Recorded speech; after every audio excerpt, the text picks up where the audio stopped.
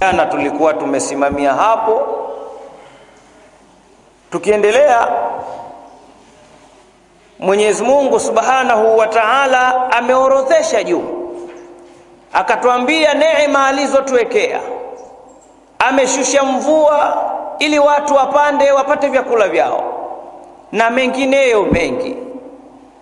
Lakini namna ya sisi tunavyomtukana, kumkufuru na kwenda kinyume na alivyotaka, anauliza kaifa takfuruna billahi, vipi nyie mnamkufuru Mwenyezi Mungu? Kaifa takfuruna billahi, vipi nyie mnamkufuru Mwenyezi Mungu? Wa kuntum amwatan, wakati nyinyi mlikuwa ni wafu kabla ya kuja duniani, mlikuwa nyie ni maiti. Fa ahyakum, kisha Mwenyezi Mungu akawapa tena uhai. Thumma yumitukum, kisha atawaua tena. Thumma yuhyikum, kisha atawapa tena uhai. Thumma ilayhi turja'un, kisha kwake mtarejeshwa. Haya ndo marahili yanaitwa ya mwanadamu, vituo, safari zake anazotembea. Mwenyezi Mungu alivyotuumba sie, kabla hatujapewa uhai, kwanza tulikuwa ni wafu. Maana yake kwamba iltiqa'u basharata irrajuli wal mar'a, pale kukutana miili miwili kwa maana ya baba na mama, halafu wakafanya waliofanya, baadaye mama anabeba ujauzito. Kabla ya mwanadamu kupita miezi minne ambayo inamfanya yeye kwenye miezi minne apuliziwe roho, huku kote alikuwa ni jasadun la yataharrak, ni kitu tu kimekaa. Tunaweka umbile la mwili kwa sababu ili tuelewane. Ni kitu kilichokaa kwa maana ya matone, ni maji ya uzazi. Ina maana wakati huo hakukuwa kwamba hiki ni kiumbe, ni maji. Kwa hiyo kama yalikuwa ni maji tu katika tumbo la mama, maana yake ulikuwa ni maiti, kwa sababu bado hujafika hatua ya kupuliziwa roho. Yule bwana akasema, ya khadimal jismi kam tas'a li khidmatihi atatlubu ribha mimma fihi khusranu. Ewe unayeutumikia mwili, wewe kila saa unapaka perfume, mara umepaka makarorite, mara umefanya hivi.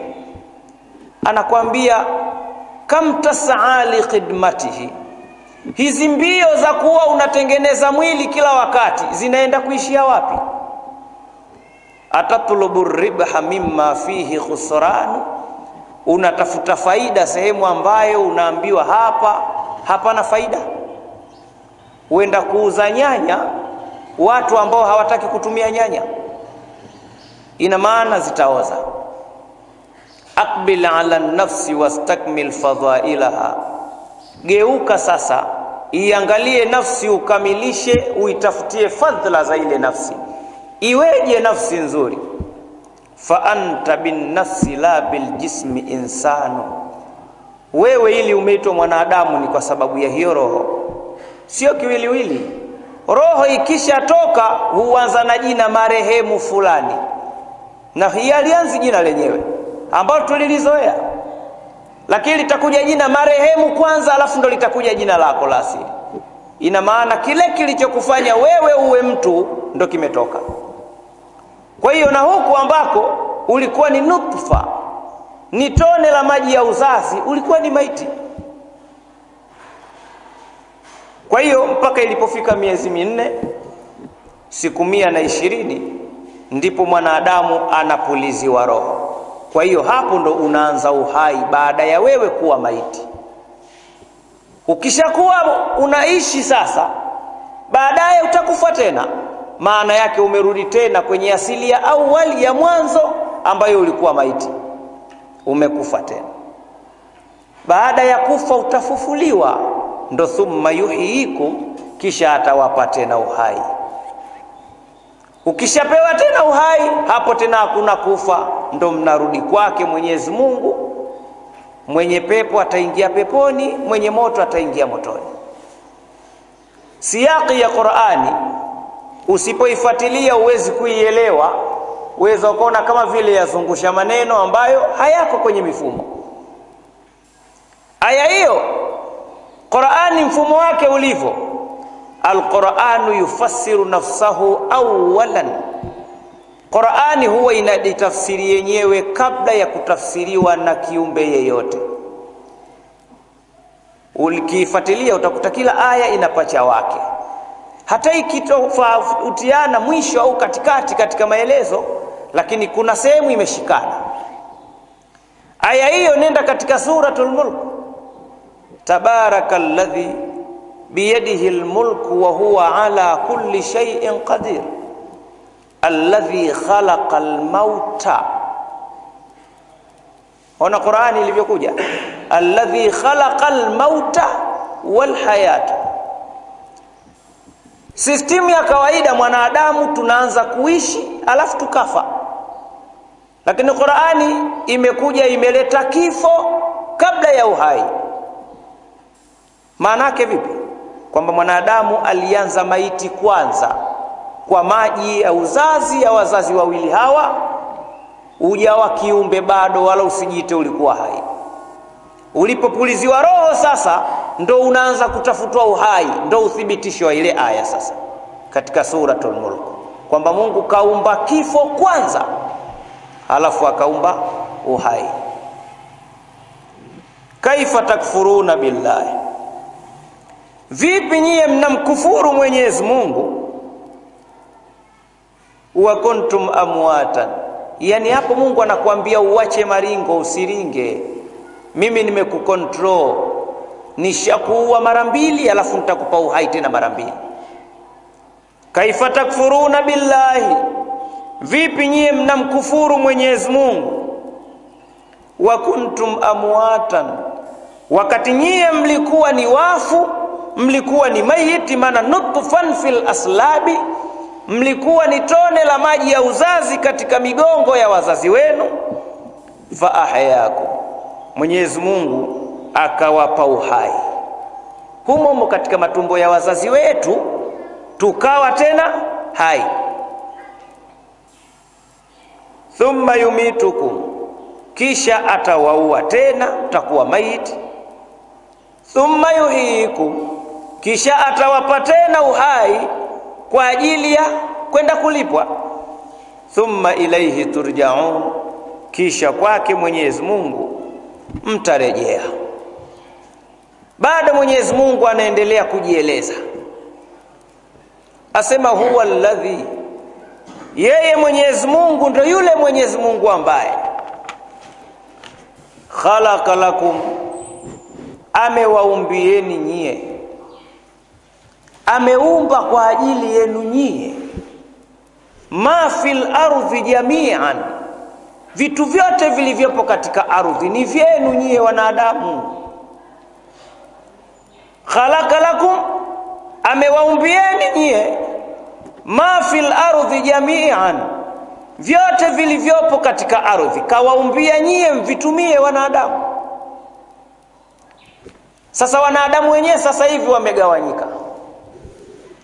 Qur'ani ni yao Waislamu, na Qur'ani yao hawaielewi. Wameshushiwa wao sheria hiyo na hawajui wanatakiwa waende vipi. Qur'ani ni yao na wao ndo wanaobishana katika Qur'ani hiyo hiyo ya kwao. Huyu kaenda hivi kaelewa hivi, yule kaelewa vile. Kwani mnatofautiana wapi? Walimu kuwa wengi, na si tatizo walimu kuwa wengi. Walimu kuwa wengi ni tatija, ni faida kwa Waislamu kwa sababu dini inatembea. Lakini tatizo kubwa kwamba hao walimu kila mmoja hutengeneza makundi yake katika dini. Yule mwalimu yule, wale usizungumze nao, wale wako kadha wako kadha kadha. Na kule naye kasikia usizungumze nao, wale wako kadha wako kadha wako kadha. Sasa mtafika lini? khalaqa lakum, amewaumbieni nyie ma fil ardhi jami'an, vitu vyote vilivyopo katika ardhi. Wakaja wazungu wakaisoma Qur'ani wakaielewa, sasa mwapelekeshwa nyie wenye Qur'ani yenu. Hamuielewi kwa sababu hamuitaki. Hatuna muda wa kuifata wala muda wa kusema ngoja tuulize hili tujapo tulifahamu. Maana akishakuuliza wewe utakuwa shekhe kuliko yeye. Akishakuuliza ukishampa jibu lake anakuambia yule bwana siku hizi kashakuwa mwalimu, jina langu litakufa. Kwa hiyo bora sikuulize, ndivyo hivyo alivyozaliwa. Kazaliwa Muislamu, kwa hiyo mtu akishazaliwa Muislamu huzaliwa na sheria yake. Tayari akishazaliwa ni Muislamu, ni shekhe umumo, usimwambie chochote. Na akishakuwa mtu mzima ukamwambia, atakwambia hiyo swala unaonaambia wewe, nimeanza kusali babako hajazaliwa. Kwa hiyo hujiona yeye ndo ana dini sana kwa sababu tu aliswali kabla ya baba kuzaliwa.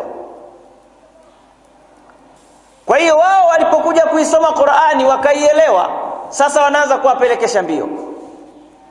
Leo ukimwambia Muislamu yeyote kwamba mtume alitangulia hata kabla ya hao wazungu, yeye Mwenyezi Mungu mtume akasema kwamba umbo la mwanadamu ikishaingia ile tone la manii kutoka kwa baba kwenda kwa mama, basi yujma'u khalquhu, hukusanywa lile umbo lake mwanadamu.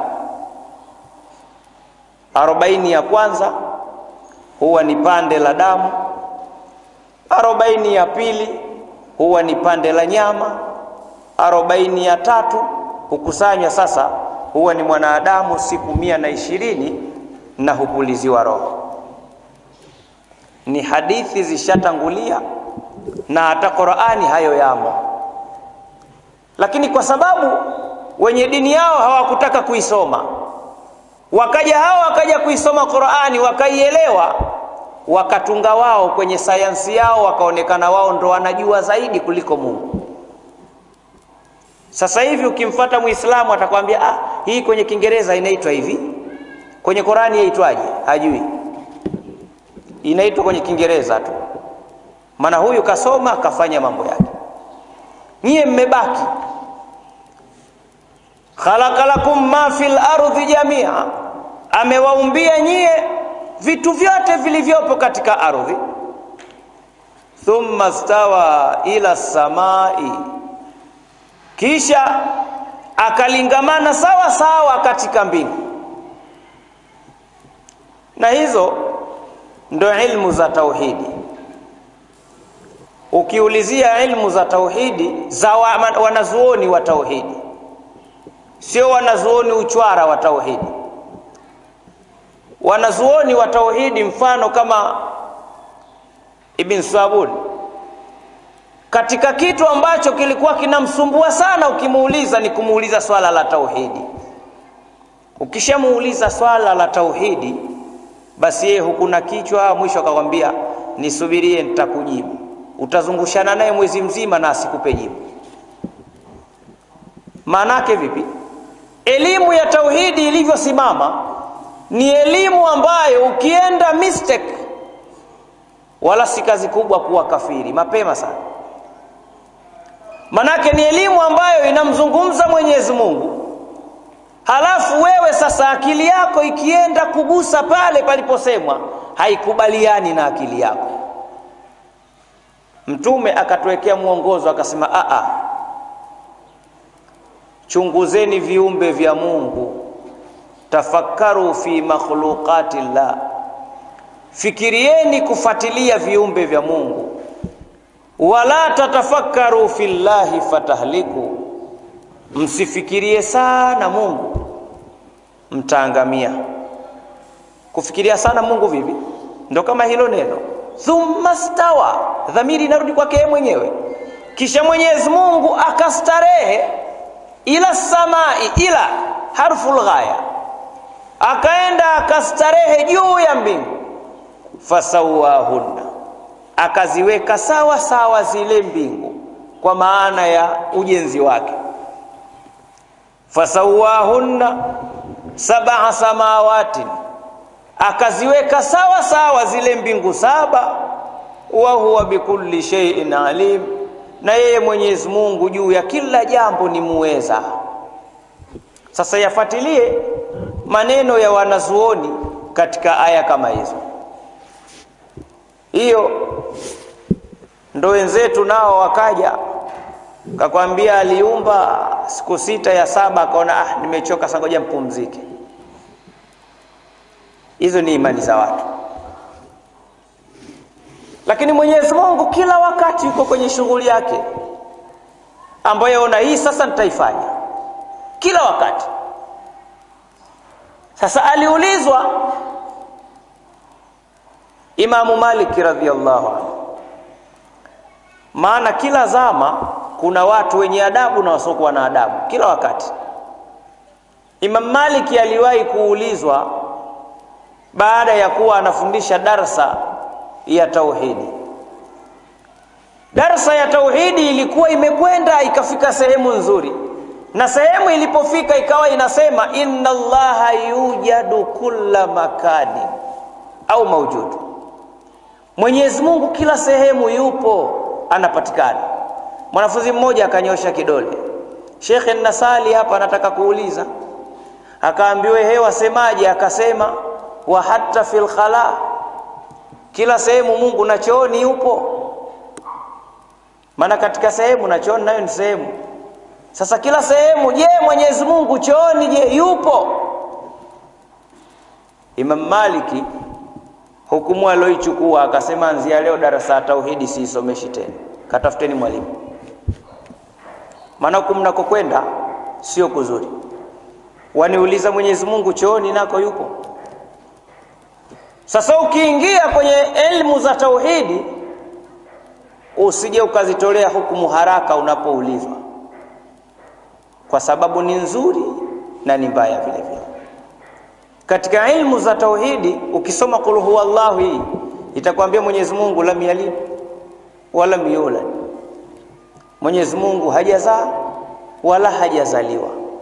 Sasa waweza ukajiuliza mambo mengi sana, ambaye hajazaa wala hajazaliwa katokea wapi? Hana asili, hana kwao, hana ndugu huyu. Ina maana katoka tu alikotoka wapi? Elimu hizi ukizifikiria sana utakufuru mapema, ziache kama zilivyo.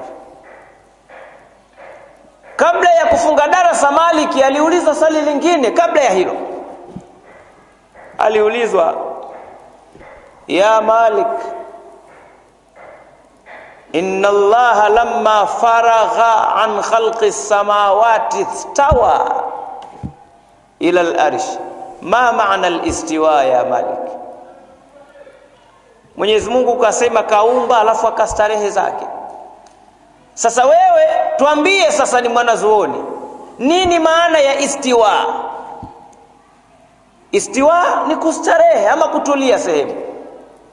Kwa sababu walikuwa hawa wanamwogopa Mwenyezi Mungu, hakujibu kuwaambia Mungu yuko mbinguni kama wasemavyo. Jibu alilolijibu Maliki akasema al-istiwa'u ma'lumun, kukaa kwa julikana, wal kaifiyatu majhulun, na namna alivyokaa Mungu ajua mwenyewe, amna ajuaye. Wa sualu biha bid'a, na kuuliza maswali kama haya sio halali, ni haramu. Ile bid'a haramu. Kuuliza maswali kama hayo ni haramu. Maliki akamalizana nao. Kwa hiyo ukianza kuyahoji sana ya Mwenyezi Mungu utaingia kwenye ukafiri. Tosheka kwamba yupo, anapatikana na ana uwezo wa kufanya chochote. Wengine wakaenda mbali zaidi katika hizo elimu, wakasema Mwenyezi Mungu anaposema thumma stawa, kwa maana ya ile adhama, ule utukufu wake ndo upo kule. Hiyo unaweza ukachukua mfano wa kidunia kama tuna akili nao. Leo tuna marais katika nchi, Marais hawa wana ikulu, kwa maana ndo sehemu yake ya kituo maalum. Sasa kama kuna ikulu, maana yake kila saa rais yuko ikulu, kila wakati, kwamba ukitoka huko ukipita ikulu pale utamkuta rais. Haiwezekani. Yuko kwenye shughuli nyingine. Pale ikulu ndo makao makuu tu ya rais, sio? Kwa hiyo na Mwenyezi Mungu anapokuambia thumma stawa, kisha Mwenyezi Mungu akastarehe ila samai, juu ya mbingu, si yeye, ni ile adhama, ule utukufu, ile sehemu, ndipo sehemu alipohifadhia utukufu wake. Hizi ni kauli za wanazuoni. Lakini pia wakaja wanazuoni wengine nao wakasema hiyo istiwa ni bidhatihi, dhati yake ni Mwenyezi Mungu kweli katulizana huko. Kwa hiyo zote ni kauli za wanazuoni, sisi kushughulisha. Unayoona katika akili itakaa sawa, nenda nayo. Kwa hiyo ni ikhtilafu. Wapo walosema ni yeye mwenyewe, na wenyewe wakasema hata ni ile adhama yake. Tunafahamiana vizuri. Fasawahunna sab'a samawati, akazipanga sawa sawa, akaziweka sawa sawa mbingu hizo saba. Wa huwa bikulli shay'in alim, na yeye Mwenyezi Mungu juu ya kila jambo ni mwenye kuweza. Mwenyezi Mungu akamaliza habari hizo, lakini akaendelea kuelezea uungu wake. Hii anaelezea kwamba mimi ni Mwenyezi Mungu na ninafanya mambo. Akamwambia Mtume sallallahu alayhi wasallam, wa idh qala rabbuka, kumbuka pale ewe Muhammad wakati aliposema Mola wako, inni, hakika mimi Mwenyezi Mungu Mola wako, ja'ilun, ni mwenye kuweka, fil ardhi, katika ardhi, khalifatan, naweka kiongozi.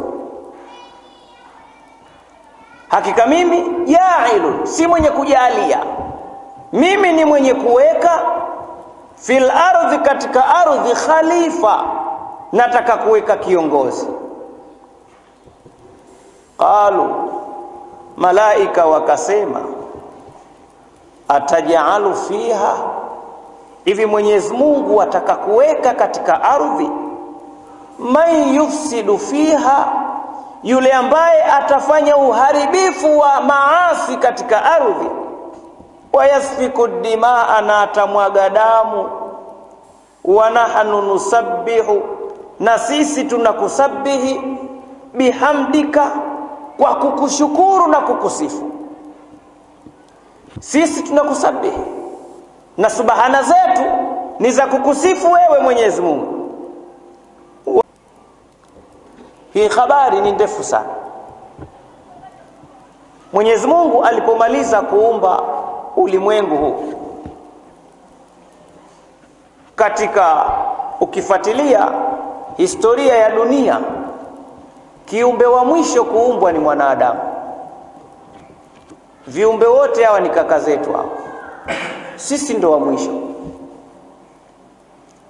Na ndo maana chini hapo utakuta kwamba Adamu alikusanyiwa, allama Adam al-asmaa kullaha, maana vitu vyote vilikuwepo.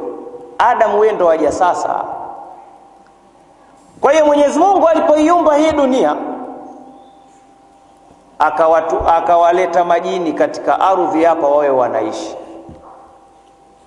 Mwanadamu na jini ni viumbe vilivyofatana katika uumbwaji. Jini ametuzidi miaka 2000 katika uumbwaji. Kwa hiyo Mwenyezi Mungu akaona hawa ni majini, na hawa viumbe nimewaumba mwenyewe, ina maana alivyowaumba kuna tabia kawawekea. Akawashusha ardhini waje kuishi. Kundi la kwanza wakaishi, wakaja kugombana. Walipogombana wakaanza kuuana majini kwa mapanga, wakachinjana kisawasawa. Mwenyezi Mungu akaona wananiletea uharibifu kwenye dunia yangu, akatuma malaika, nendeni pale chini wale waliobaki wale, kwa sababu wanaleta ukorofi na mimi dunia nimeiumba kwa sababu ya amani, kwa kuwa wananivurugia dunia yangu, wamalizeni wale waliobaki. Malaika wakaja wakafanya kazi ambayo Mwenyezi Mungu kawatuma. Dunia ikawa sasa ardhi ni khawia, ardhi ikawa tupu, ina miti tu. Sasa baadaye Mwenyezi Mungu ngoja niwapeleke wengine, majini wengine. Wakaletwa majini wengine kwa ajili ya kuja kujaza hii dunia. Lakini majini hawa nao wakaishi ndani ya wale majini. Hapa kulikuwa na wazazi wa Ibilisi, Shetani. Hawa mabwana wakafanya walofanya, wakamzaa huyu bwana. Walipomzaa huyu bwana, na kwa wakati huu alikuwa na jina lake maalum, wala sio ili Ibilisi. Ibilisi ana majina takriban 8, lakini kwa wakati ule alikuwa anajulikana kwa jina la Azazil. Ibilisi ni mtoto. Wakati hawa wanapigana, Mwenyezi Mungu akawatuma tena malaika, wanafanya tena uharibifu. Sasa shukeni, nendeni tena mkawaue wale, kwa sababu dunia wanaijaza damu. Wakaja, lakini wakitazama katika kundi la wale waja, wanakutana na mtoto mchanga pale. Malaika wakaingiwa na imani, kweli tumuue na huyu bwana, mbona hana kosa, ni mtoto. Wakamuomba Mwenyezi Mungu, ya Rabbi, tunaomba huyu kijana tumchukue, maana kama watu wote huku tushawamaliza majini hao, huyu atabaki huku na nani? Hawezi kujitafutia chochote.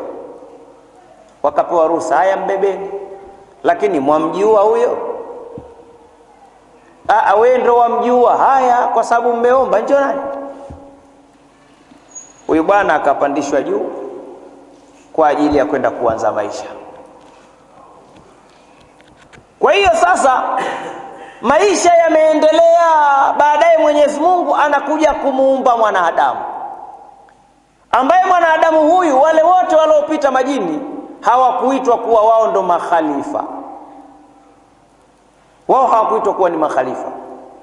Sasa Mwenyezi Mungu anasema anataka kumleta kiumbe, huyo ndo atakuwa khalifa wa dunia, kwa maana yeye ndo kiongozi stahili wa ulimwengu. Sasa kwa sababu malaika walipitia katika hii hali ya kuwa kila aliyeletwa aliuana, kila aliyeletwa alimwaga damu, wakaona Mwenyezi Mungu, hata huyo utakayemleta si ndo wale wale watakuja kuuana tena, itakuwa kazi panda shuka panda shuka. Na ndio maana wakahoji hayo maswali. Wa idh qala rabbuka, kumbuka wakati aliposema Mola wako,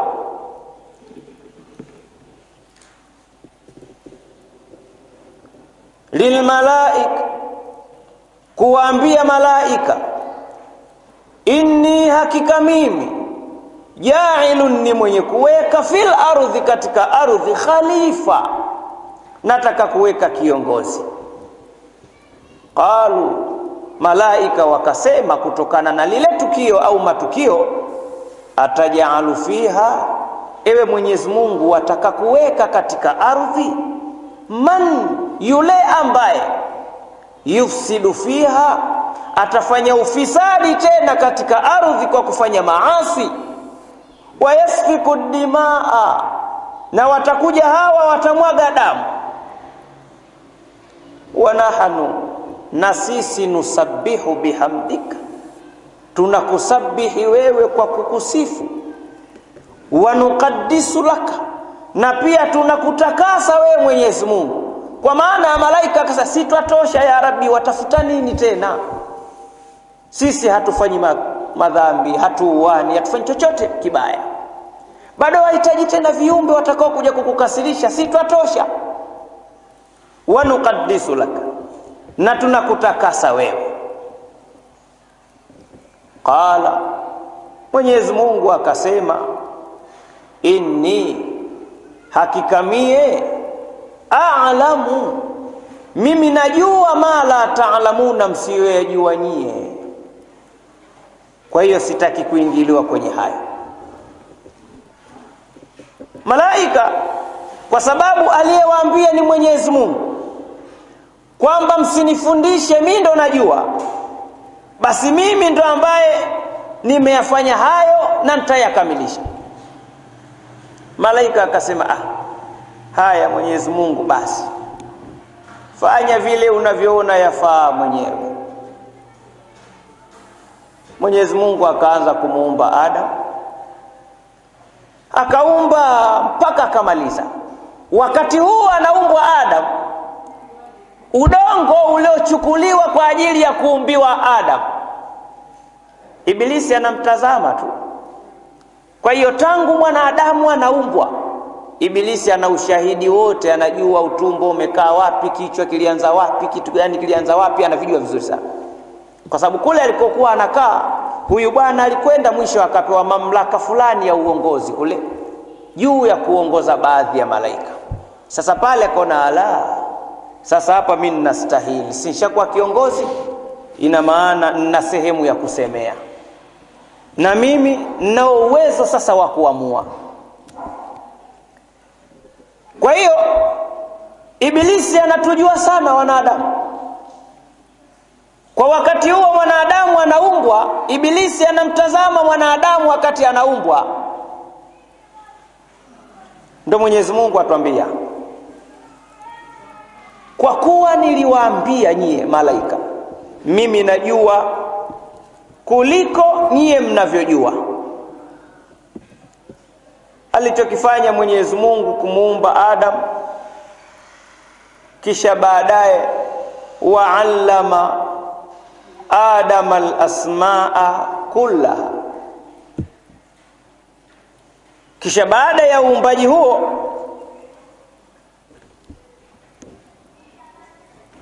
malaika walikuja kukiri, kuona kwamba kweli Mwenyezi Mungu alichotuambia kwamba mimi najua kuliko nyie mnavyojua.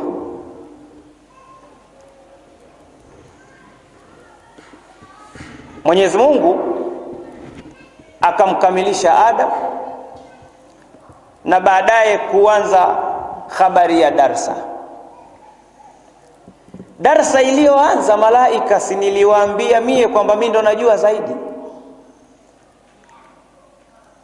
Wa'allama Adam, yafuata hivyo, wa'allama Adam al-asmaa kullaha. Kisha Mwenyezi Mungu akamfundisha Adamu majina ya vitu vyote, almusammayat, vitu vyote mnavyovijua na msivyovijua. Kwa hiyo kama kulikuwa sijui kuna kitabu, alitaja kitabu. Kama kulikuwa kadha kadha, kama kulikuwa kadha kadha. Kwa hiyo Mwenyezi Mungu atuambia, wa'allama Adama, akamfundisha Adam. Ukienda katika sherehe ya aya hiyo utakuta wengine wanasema imma bi khalqi alamin akhara, ima Mwenyezi Mungu alimuumbia ulimwengu wa dharura wa vile vitu avione na vitaje, au alqa Allahu fi raw'ihi, au Mwenyezi Mungu alitumbukiza tu vile vitu majina katika akili yake. Wala yahtaju ila qila wa qala, hayahitajiki hapo tena kwamba hata Mwenyezi Mungu alimfundisha, alimwekea kwenye ubao, hayamo hayo. Kwa hiyo allama Adam, Mwenyezi Mungu akamfundisha Adam al-asmaa kullaha, majina ya vitu vyote. Katika sherehe utakuta wanaandika hatta al-qas'a, mpaka vigae. Vyote hivyo Mwenyezi Mungu akamfundisha Adam.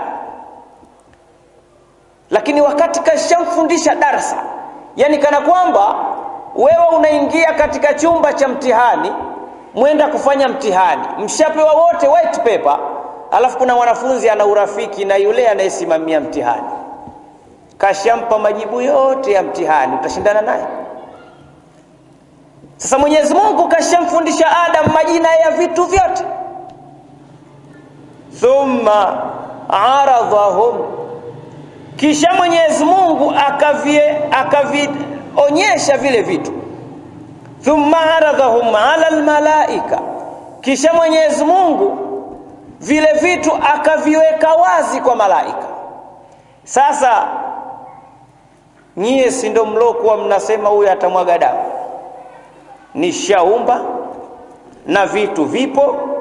Sasa faqala, Mwenyezi Mungu akasema, ambiuni, nifahamisheni nyie, biasma'i haulai, majina ya vitu hivi vyote niambieni nyie mlokuwa mwasema au yeye unayemuumba atafanya majambo, niambieni. Tazama vizuri hiyo aya, halafu katika zile darasa zetu za lugha tunazosoma kuna zile ishara lidhukur wal ishara lilmuannathi, sio? Kuna ishara zile za kiume na kuna ishara za ta'nith, ishara za kike. Kawaida ya lugha ya Kiarabu, jina likiwa lina dhamiri ya kiume, kama si mtu, ni jina tu, likishavuka kwenye upili likiingia kwenye utatu na kuendelea, huwa ishara yake ni ya kike. Masjidu ina ishara ya kiume, ikishakuwa miwili itaitwa masjidani, ikishakuwa mingi itaitwa masajid. Sasa hadha masjidu kwa ishara ya kiume, hadhani masjidani ishara ya kiume. Ikishakuwa zaidi ya miwili itatoka kwenye ishara ya kiume, hii ishara sasa itakuwa ni ya kike, kwa sababu si vitu vyenye akili. Itakwenda sasa itakuwa ni hadhihi masajid, huwezi kusema haulai masajid. Kwa hiyo hawa ambao Adamu anaambiwa wafahamishe majina ya vitu vyote, kwenye ishara ya aya unaona inasema wa'allama adama al-asma'a kullaha thumma aradhahum. Tazama dhamiri ya nyuma na tazama dhamiri ya katikati. Wa'allama adama al-asma'a, Mwenyezi Mungu kamfundisha Adamu majina kullaha. Unaona ilivyokuja majina ya vitu vyote, ikaja kullaha kwa ishara ya kike. Ina maana gani? Hayo ni majina. Kuna majina na dhati ya jina.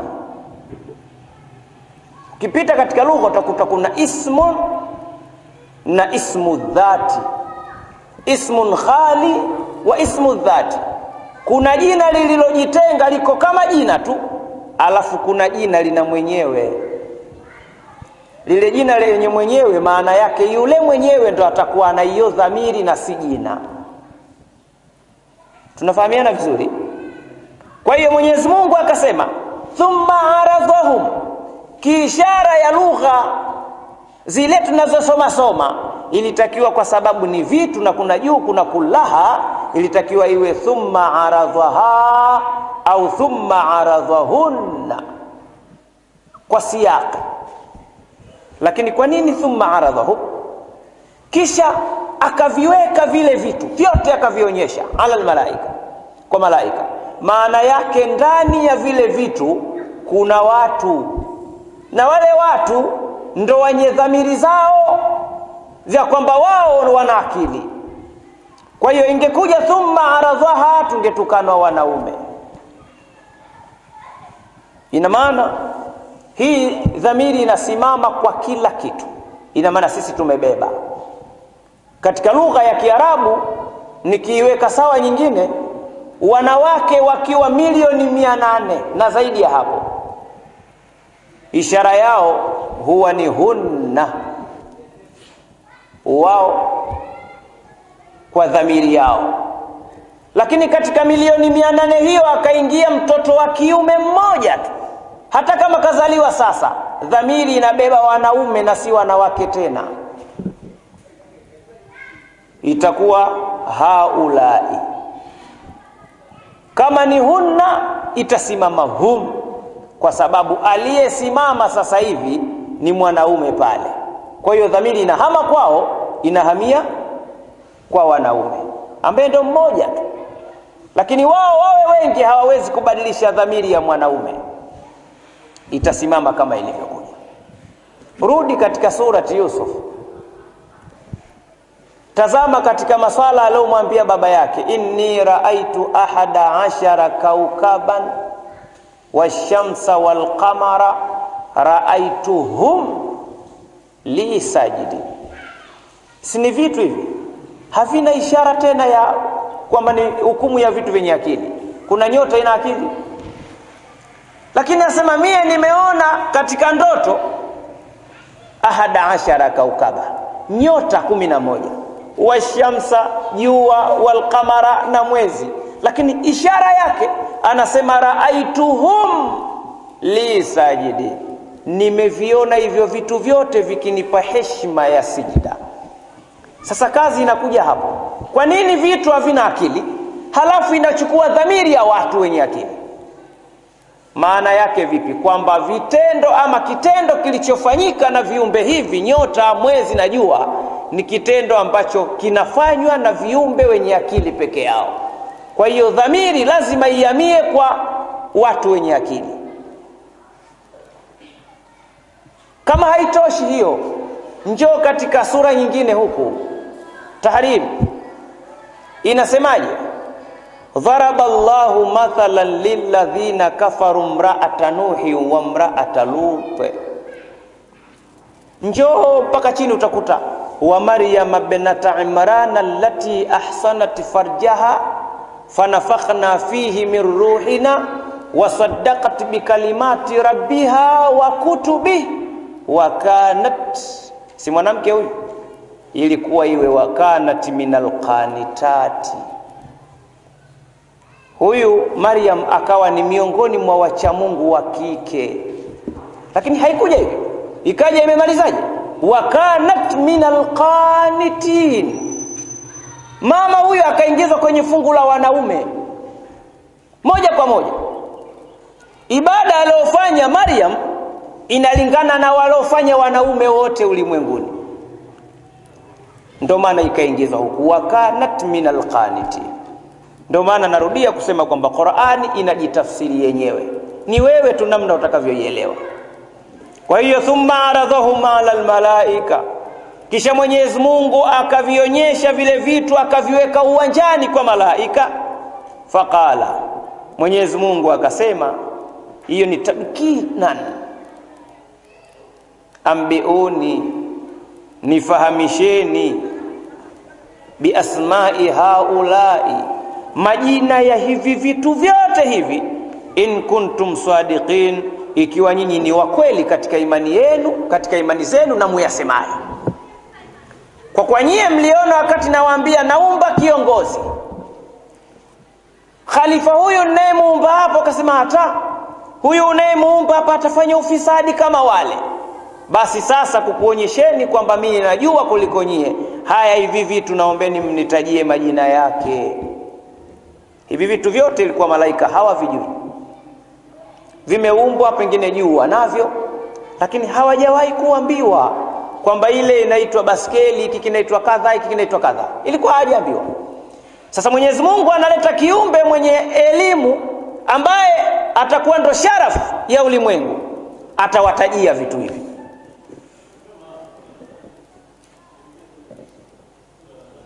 Qalu, malaika wakasema, subhanak, utukufu ni wako ewe Mola, la ilma lana, hatuna ujuzi wowote sisi, hatuna ilmu sisi, illa ma allamtana, isipokuwa vile tu ambavyo umetufundisha. Sasa hivi unavyotuambia tutaje, hujatuambia kwamba hii inaitwa kanzu, inaitwa kofia, bado hujatuambia. Kwa kuwa hujatuambia, hatuna elimu. Na hii ndo mwanadamu alikuwa mtukufu kwa sababu ya elimu. Mwanadamu ni mtukufu kwa sababu ya vitu viwili tu vikubwa, ni elimu na akili. Kwa sababu kila kitu unafanana na mbuzi tu, unafanana na wanyama. Mwanadamu yupo jasiri na kuna wanyama majasiri wapo tele. Kuna wanadamu wakali na kuna wanyama pia wakali. Kuna wanyama ni wakarimu sana na binadamu wakarimu pia wapo, kila namna. Kuna watu warefu na wanyama nao wapo warefu. Kila utakako kwenda mwanadamu yupo na mnyama yupo. Ila kwenye elimu mnyama hayupo na kwenye akili hapa hayupo, ndo tumeachiana hapa. Yule bwana mmoja alisema, si maneno mazuri sana, lakini asema wewe ukitaka kumfuatilia mwanadamu kujua yeye na dunia wametofautiana nini, asema wewe angalie dunia, chukua hata mita 100 ya sehemu unapoishi, ifuatilie afu jifuatilie wewe mwenyewe.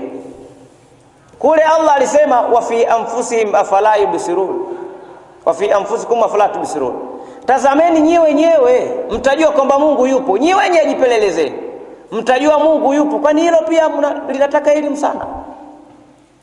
Asema inna fil alami, katika hii dunia hii, ushubun, kuna sehemu kuna majani na kuna sehemu zingine si yale ana nywele na kuna sehemu hazina nywele.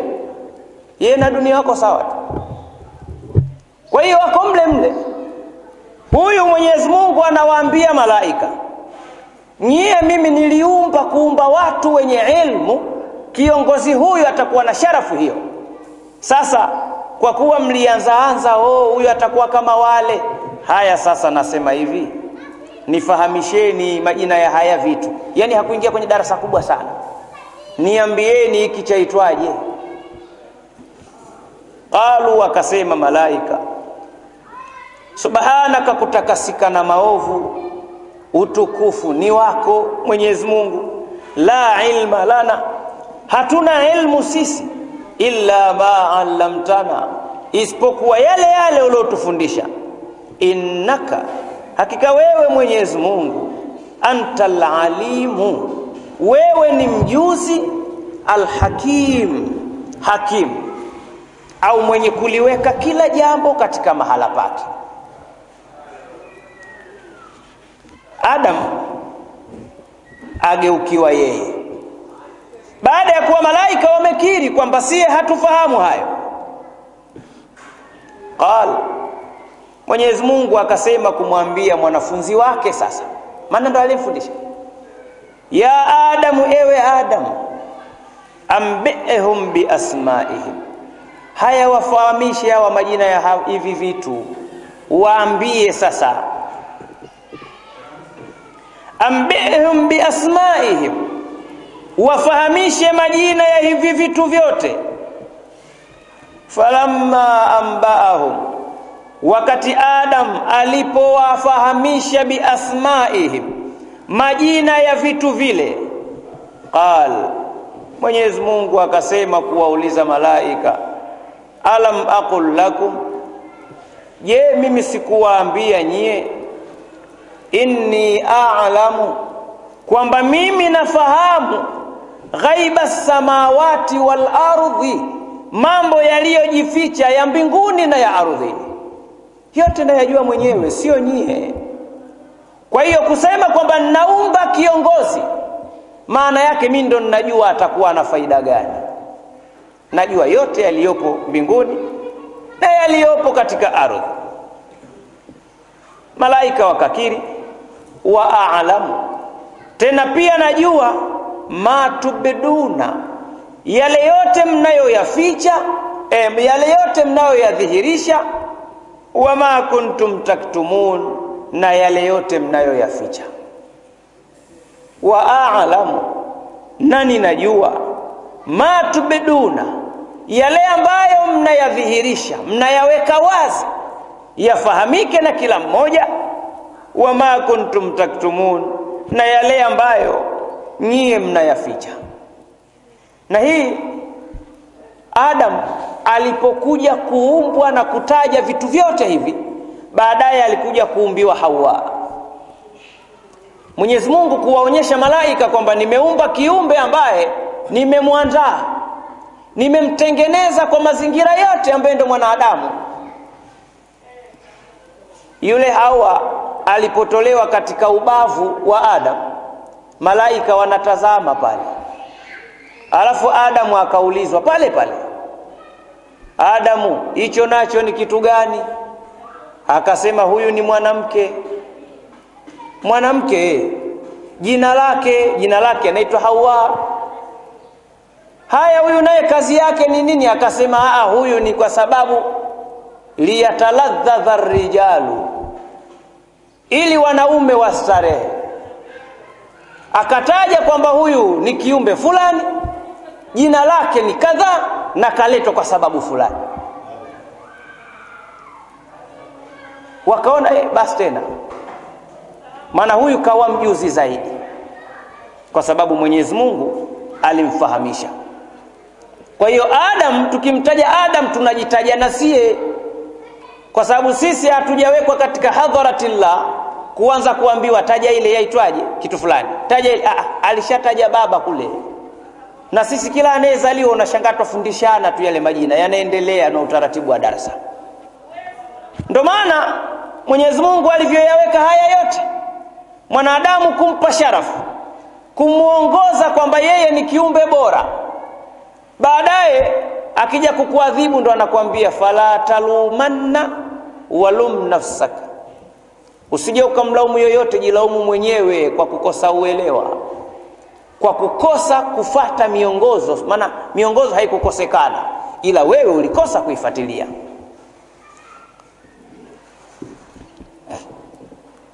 Wa a'lamu, na ninajua, ma tubeduna, yale ambayo nyie mnayadhihirisha, wa ma kuntum taktumun, na yale ambayo nyie mnayaficha. Sasa siku zote anasema mtu ambaye amefaulu, wasema mumtaz, al-mumtaz yuhanna. Mtu aliyefaulu anahitaji pongezi, sio? Mtu aliyefaulu anahitajika kupongezwa. Sasa Mwenyezi Mungu kamweka Adamu akataja vitu, kafaulu mtihani. Sasa pongezi linakuja kwamba huyu ashafaulu, anatakiwa aheshimiwe vipi, anatakiwa apongezwe kwa namna gani. Mwenyezi Mungu